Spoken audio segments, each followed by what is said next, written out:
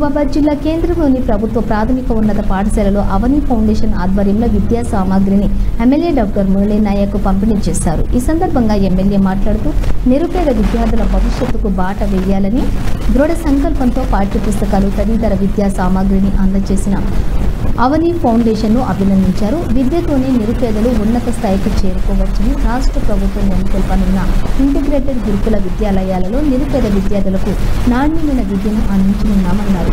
ఈ విద్యలతోటి మట్టిలో మాణిక్యాలను వెలికితీస్తామన్నారు. ఈ కార్యక్రమంలో పాఠశాల ఉపాధ్యాయులు అవని ఫౌండేషన్ నిర్వాహకులు గుండెపైన వెంకన్న చెంటులు పాల్గొన్నారు.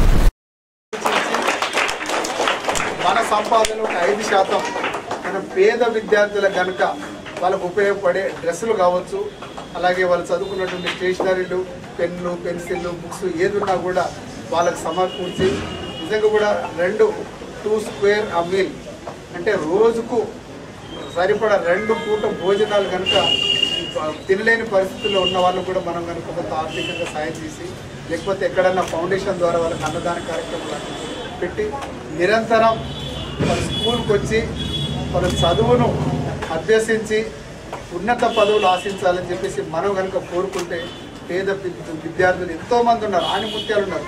కానీ తల్లిదండ్రులు వాళ్ళకు సరైన వనరులు సమకూర్చలేక, ఎందుకంటే ఆర్థిక భారంతో డిగ్రీ కాలేజ్తో పాటు ఇంటర్మీడియట్ కాలేజీలు అన్నిటికీ ఒక కాంప్లెక్స్లోనే మీకు అన్ని